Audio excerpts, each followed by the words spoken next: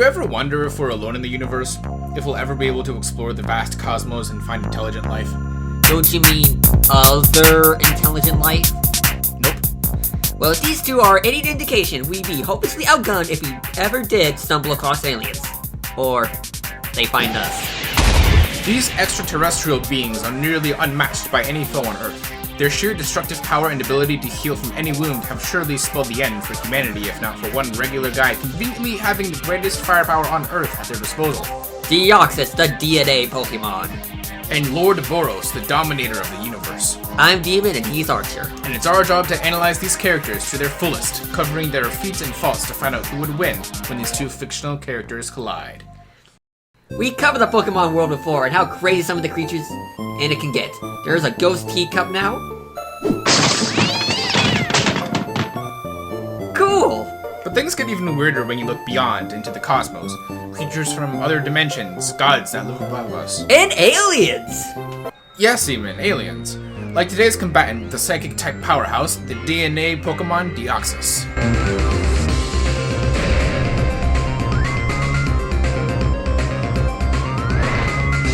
What was once just a regular alien virus mutated when it was exposed to a laser. The Pokédex doesn't say what kind of laser, just a laser.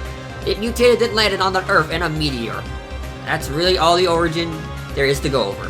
I mean, it fought Rayquaza on the way down. That's something, I guess. I don't think we should mention that it gets bodied as the first thing it did on Earth.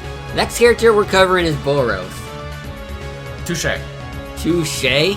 What happened to one Shay? Oh my god. Deoxys is a Psychic-type Pokemon, giving it a same type attack bonus on all its Psychic-type moves. Such as the aptly named Psychic, a powerful telekinetic attack, and Zen Headbutt, a move where Deoxys focuses its willpower into its head before ramming the foe. It thinks really hard and that makes its headbutt psychic? How does that work? I imagine thinking really hard isn't something you're very familiar with. Sorry, what was that? I spaced out. Of course you did. But just in case Deoxys is against someone who resists psychic attacks, it has other tricks up its sleeves to give it a bit more versatility. Whatever that means. Deoxys can use knockoff to disarm its opponent, and with pursuit it deals double damage to opponents trying to escape the battle.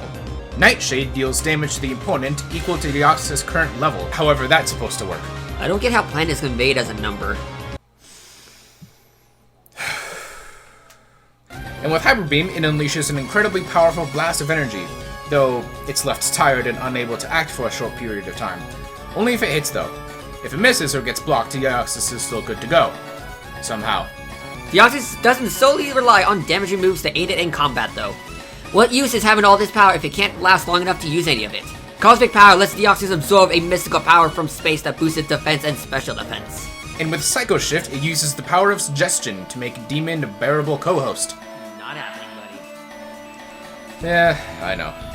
See, what Psycho Shift actually does is use the power of suggestion to give Deoxys' opponents any status conditions Deoxys itself has. How would that possibly change how I am as a co-host? That would imply that Deoxys is a good co-host, which I'm pretty sure it isn't. Oh my god, I finally understand how it feels to think really hard, it hurts! Don't hurt yourself. And with Recover, Deoxys is able to restore its vitality. Not sure why that needs a move when Deoxys already has a natural healing factor, potent enough to restore entire massive chunks getting blown off its body. This is made possible by the crystalline organ in its chest, which is also its brain, which it also shoots lasers out of. That's fucking cool as hell! Very insightful commentary as always. Anyway, so not only does its brain shoot lasers for some reason, but it also allows Deoxys to alter its own molecular formation to change into 4 different forms. Not only do these change its stats, but they allow it to learn moves it can't in other forms. First up, its attack form, on top of making Deoxys hits even harder at cost of decreased defense. It also gives access to Superpower, a fighting type move that lowers its physical attack and defense. Seems like it kind of defeats the purpose of making yourself more of a glass cannon to make yourself even weaker and frailer. But okay, more fragile glass, worse cannon. And Zap Cannon is an electric type move that is guaranteed to paralyze the opponent if it hits, unless the opponent is immune to it, but I don't think Boros is made of mud. Well, after what Saitama did to him... Deoxys' defense form increases exactly what you'd imagine while decreasing its attack.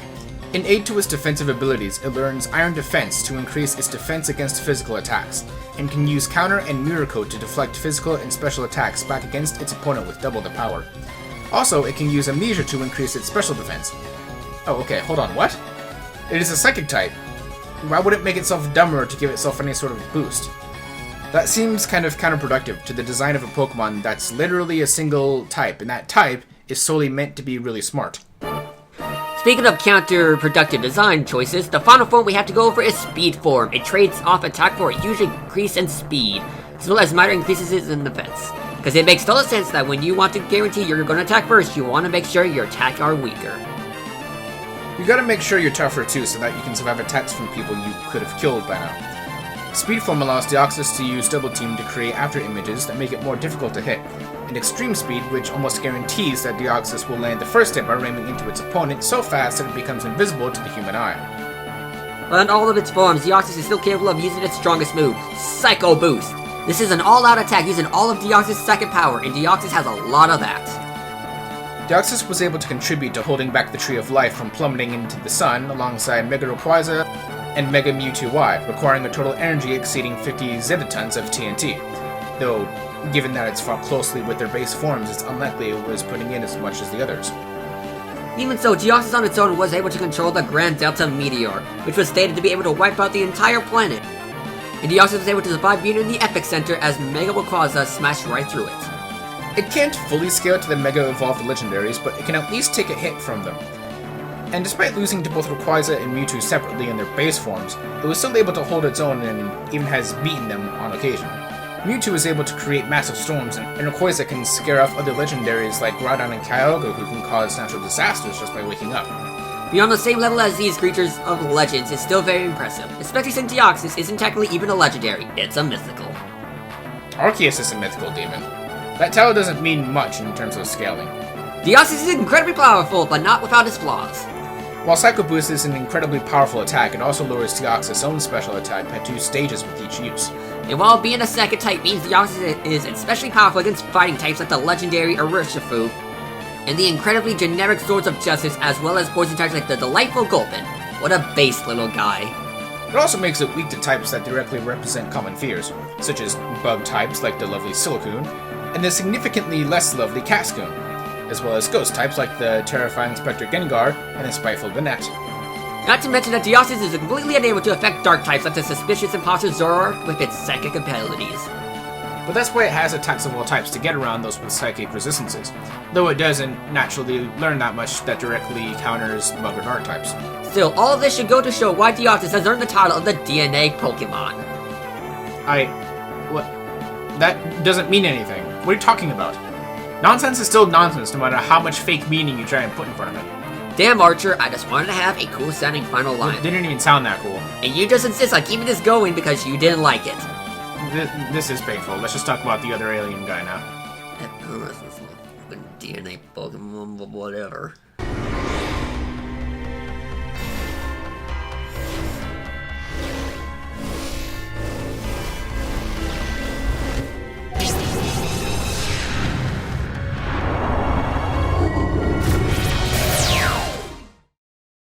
Imagine being the strongest being in the known universe, so unbelievably powerful that nobody could fight you even if they could hold a candle to you. I mean, I don't have to, but go on. Uh-huh. Such was the case with Lord Boros, and while this definitely helped him ravage any planet he came across, it meant that he wasn't ever going to find someone who could push him to his limits and give him a battle that could really excite him, which sucks for him because that's kind of all he wanted, and it led to his life being really boring. Meanwhile, everyone else in the universe was having the exact opposite problem. They were sick and tired of their world being torn apart by store-brand Frieza. Luckily for all of them, a seer told Boros about a prophecy. On a distant planet, there existed a being who could match Boros' power, someone who could finally give him the good fight he always wanted.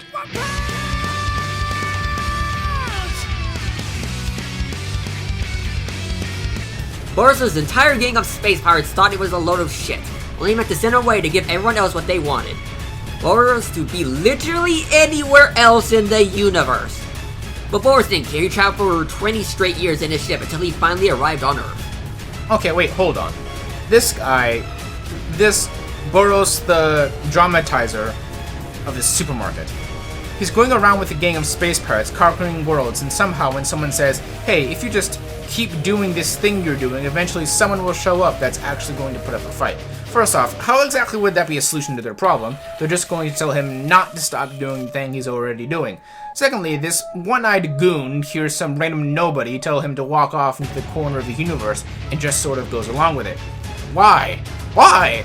Not only is Boros an idiot, but the seer is also an idiot. Everyone is an idiot. Their solution to the problem is to encourage him. Yeah, even telemarketers wouldn't be that stupid. Oh, fuck, I just gotta call him a telemarketer. Yeah, he's more of a brawn over brains kind of guy. He's got so much brawn, in fact, that he has to wear a suit of armor specifically designed to restrain his power.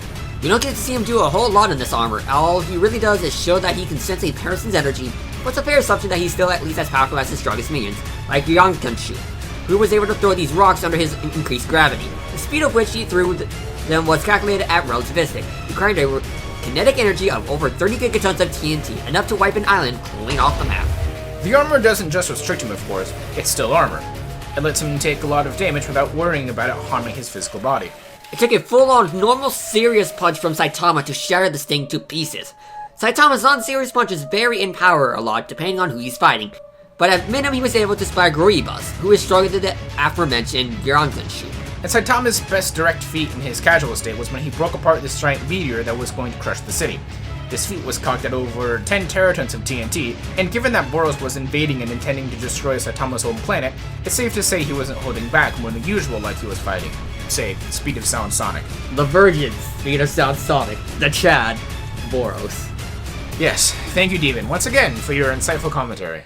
It takes a lot to destroy this armor, but if you somehow do, they'll only screw you over because then Boros' full power is unleashed. In this state, we saw Boros to be an incredibly aggressive fighter, with his energy literally exploding out of him like a Dragon Ball character.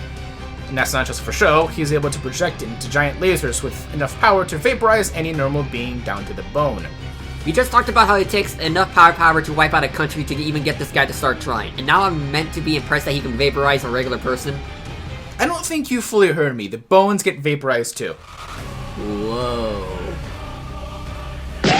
Without his armor holding him back, Boros becomes strong enough to tear through his own ship and even break bits of it apart. The same ship that was hardly affected by Tatsumaki's redirected onslaught of giant bullets. His strength isn't only, well, strength, though. His speed is really something to behold, easily being able to move faster than the eye can track and even able to keep up with Saitama's casual speed in their battle. Their battle that was so intense that it led him to losing an arm, but he still carried on through sheer tenacity. Well, and the fact that he can regenerate, that probably helped too.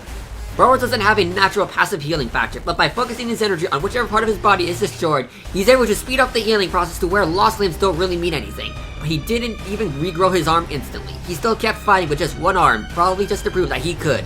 Like a badass. Still, like any healing factor, Boros has to actively choose to utilize it as opposed to it happening naturally. Like he explained to Saitama in that massive monologue before the Baldi shut him right up.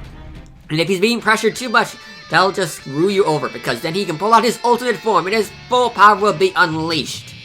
Didn't you already say... Meteoric Burst! In this form, Boros uses his energy to repel himself forward and unleash a massive flurry of attacks on his opponent. Wonder if we should start putting headphone warnings in our episodes. Anyway, though the form doesn't put a massive strain on his body and shortens his lifespan, so if he doesn't have to use it, then he won't. Yeah, but who cares when the form is almost a guaranteed win for him, and a loss for everyone in the general area. He was powered enough to send Saitama flying to the moon, and he got there in about 3 seconds. For him to be sent to that fast, that would be over 132 million meters per second, or over 40% the speed of light. Attacking potency-wise, Boros was able to not just destroy, but straight up liquefy massive chunks off his ship. Not even by attacking it, mind you, the energy he was giving off just by flying around was enough to tear the ship's surface to pieces. We've mentioned Tatsumaki's onslaught before and how the ship no-sold it, but it was able to tank Saitama jumping back down from the moon with little more damage than a crater. It got knocked down as well, but that hardly counts as damage, though it does count for the energy Saitama's jump would need to pull that off. To move something that massive at his speed, Saitama would have needed to land on it with over 880 teratons worth of TNT. And despite the strain the form puts on his body, he's still insanely difficult to put down. Not only did he take a more powerful punch from Saitama than before, of enough force to give him a mouth, but he took a full-on volley at consecutive normal punches that completely liquefied him and still pulled him back together. It was then that Boros unleashed his ultimate trump card. Wait, but didn't we already? Yeah, it doesn't feel so good, does it? Anyway, he channeled all his energy into his most powerful move, the Collapsing Star Roaring Cannon, or Planet Busting Roar Cannon if you prefer. The latter name is more accurate, but the former sounds cooler. So pick your poison, I guess. Regardless, it's a massive laser that Boros charges up as lightning is shot all around him before firing. I think you'll find the first one is more accurate name exactly. Look at this DVD guide that states Boros can destroy a star. Where'd you get those pair of glasses? I own them. Your brain in a jar, why do you need glasses? I got 3 bodies, man. I don't know why I had these conversations with you. Anyway, well, that's a hotly debated topic. Some brush it off as a mistranslation, some accept it, but it wasn't written by one or Maruda anyway, so I doubt it matters much. The official statements regarding the attack's power vary a lot between destroying the planet and just wiping it off the planet's surface. Oh boy, this is gonna be a long one, isn't it? Both interpretations are accepted by different people, but Psychos, another top-tier villain in One Punch Man, has a feat with calculations ranging from multi-continent to small planet level. So we're going with the interpretation that he's a planet buster. But Psychos comes after Boros in the story. Why should she not be stronger though? Where Boros is given a higher threat level at above Dragon compared to just Dragon for Psychos. What? Boros isn't put as a god-level threat? He isn't considered a threat to all humanity? The guy was able to wipe out all of life on the planet? How much more of a threat to humanity can you get? Threat levels aren't usually an accepted way to scale villains in this series, but considering it took a serious Saitama to take Boros down, whereas Psychos was matched by Tatsumaki, it's a fair assumption that Boros is superior. Speaking of Saitama, Boros' ultimate attack finally got him to take him seriously and unleash a full-force serious punch. It sent out a shockwave that completely canceled out the beam, took Boros out, and then still kept going as it parted the clouds across the entire planet. Boros' healing factor was completely overtaxed, his energy was drained and he was mortally wounded, and yet he still managed to hang on for a little longer. He and Saitama shared some final remarks about how tough their battle was, but Boros knew he was never really enough to push Saitama to his limit. His opponent never got the fight he truly craved, but he did. As Saitama walked off, Boros and his ship plummeted to the ground, finishing the tyrant off after having finally achieved his lifelong dream, after getting the challenge to his might he always wanted. You lie. You were holding back, weren't you? I never stood a chance. It wasn't even a battle. You obliterated me. So much for the words of prophecies. Now that we see what these alien wars can do, it's time to see which one of them fare better against the other. Will Boros finally meet his match like he always wanted? Will Deoxys just be one more disappointment for him to conquer? Will Boros show why they call him the dominator of the universe, or will Deoxys prove itself worthy of the title the DNA Pokemon? Can we just say the thing and get to the animation already? I'm so tired. I just want to go home. I've got like no sleep. It's time for these two fictional characters to collide. What is this? This is not good. Very not good. Lord Boros, whatever was in that meteor we hit has just destroyed Melzakar and Goribas. Don't worry, Karyuganshu. I'll deal with this myself. Who are you to attack my vessel? A primitive incapable of speech. This is hardly worth my... This armor, meant to seal my immense, immeasurable power, has been broken. Perhaps this will be worthwhile after all. Fight!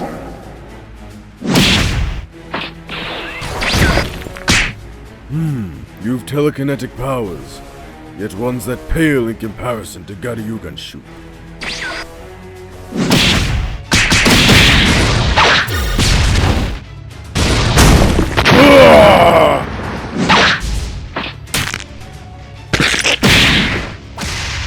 Let's see you survive this! This will wipe you away completely! Not even your bones will remain! A transformation, huh? Thanks for the tip. Meteoric Burst! This is Meteoric Burst. By unleashing all my power at once, I can accelerate my body's levels beyond the limits of mortal fire! Very well.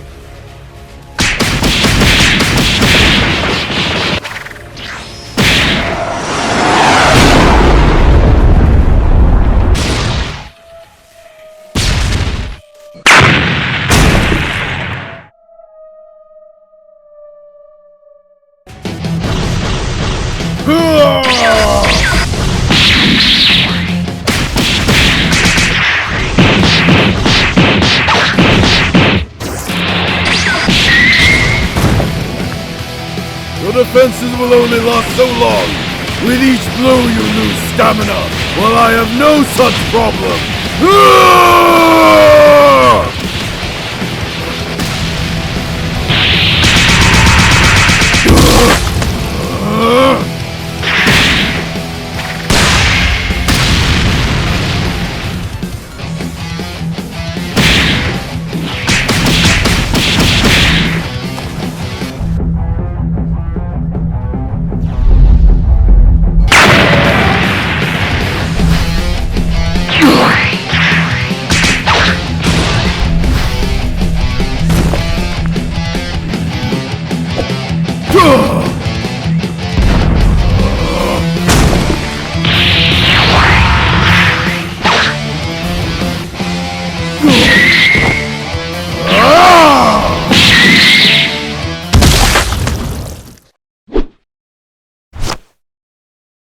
You were a worthy foe, but the outcome of this battle was inevitable. My species won the battle for survival. A wound like this is less than nothing to me. You, however, cannot...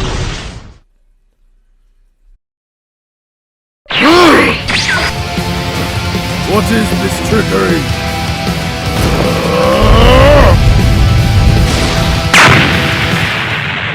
The toll of this form is too much.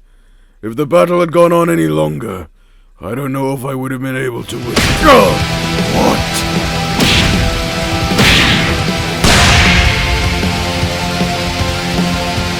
Such power. I will end this now! Collapsing star! Roaring cannon!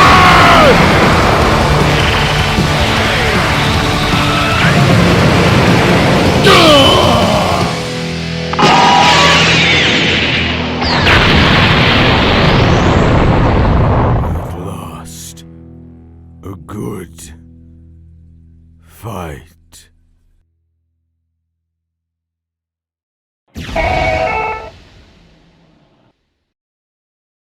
Boros finally fought a worthy foe, and their battle was legendary. Glad you got your life's goal fulfilled. Rest easy, buddy. He slaughtered World's Demon. Oh, okay, well maybe he's just a bit misguided. But what's not misguided is having Deoxys beat him, so let's explain why it did. Yo, good segue. Yeah, you should learn how to do one sometime. Ouch. Ooh.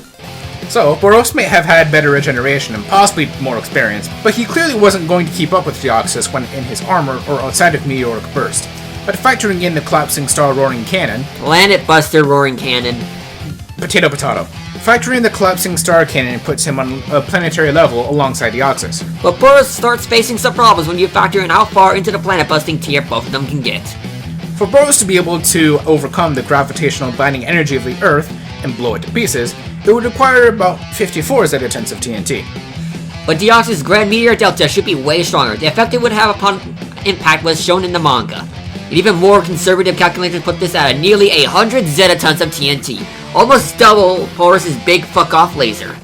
This should scale to both of their durability as well, since Boros just barely survived Sir Thomas' shockwave, which overpowered the mouthful cannon, and Deoxys would likely have been able to survive the meteor impacting the planet, backed up by how it survived being in the epicenter of Mega Rayquaza smashing it to pieces.